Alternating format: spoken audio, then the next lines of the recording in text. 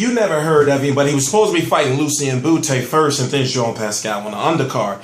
His name was Roberto Feliciano Bolonti. Doesn't matter what his name is, so we're going to skip right past him and say, listen, if Jean Pascal wins, it seems to be the date is already set for him to take on IBO, IBF, WBO, and WBA Super World 175-pound champion Sergey Krusher Kovalev. Now, I am TstreeT Controversy. This is TstreeT Controversy Live. I had the opportunity to cover Bernard Hopkins versus Sergey Kovalev. Very historic bout. And we also saw a fighter in Sergey Kovalev that we did not think he was. I'm convinced now.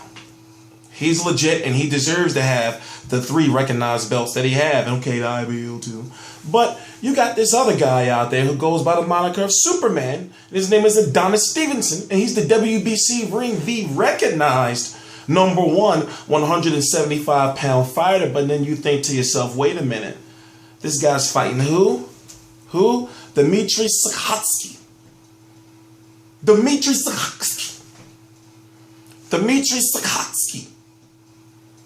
Our champion, when you got Jean Pascal out there, a fellow Haitian, and then you got Sergey Kovalev out there,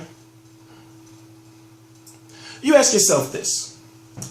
Let's say Adonis Stevenson, and I don't like looking past fighters, especially after what Fonfara almost accomplished against Stevenson. Let's say Stevenson defeats, let's say the Stevenson defeats Sakhatsky.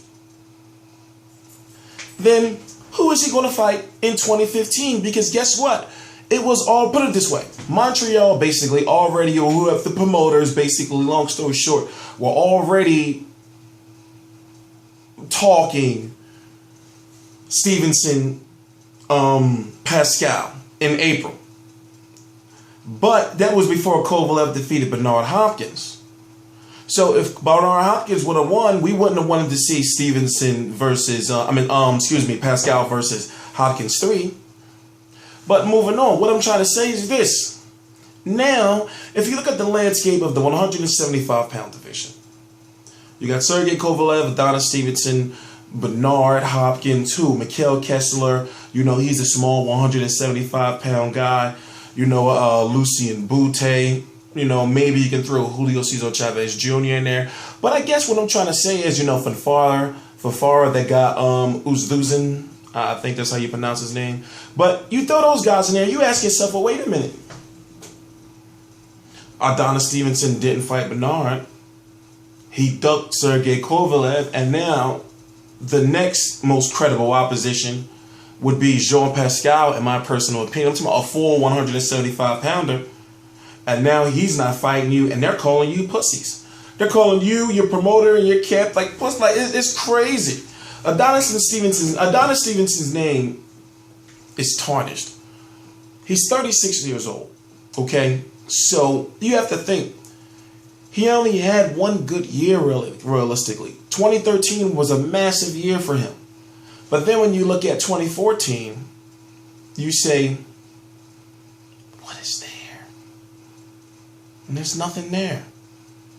No disrespect to Fonfara, but as far as what has he done outside of what the other guys are doing or what they want to do?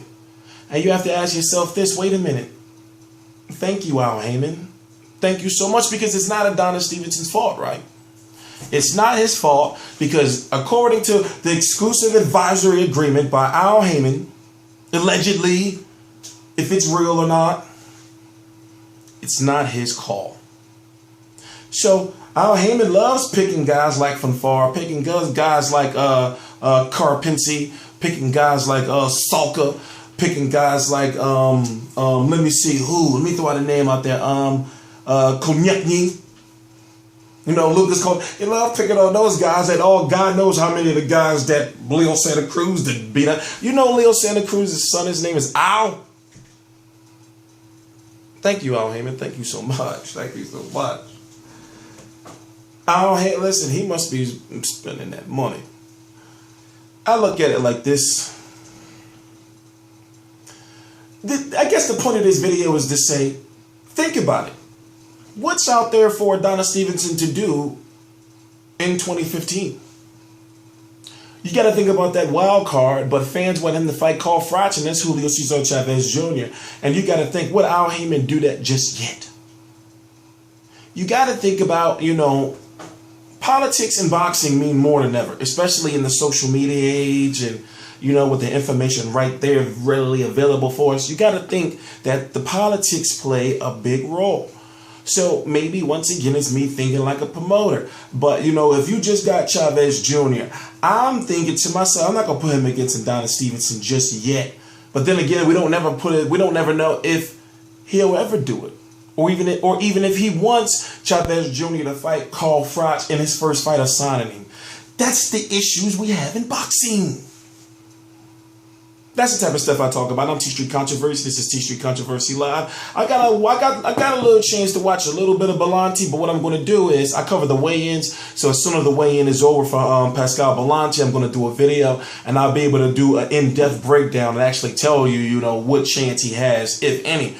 But as it stands right now, I got Pascal winning. It's going to, I don't know if it's going to be on HBO. I doubt that HBO picked it up, but it's on some Canadian pay-per-view type deal with no way. But I'm going to be covering. I cover every single major fight live, whether it's, I don't even know, man. My sleeping patterns is messed up. I've been up for like 2 My sleeping patterns is messed up. So what I'm going to do is I'm going to consistently pump out some videos, get the blood boiling. Please subscribe. TstreeT Controversy, TstreeT Controversy Live.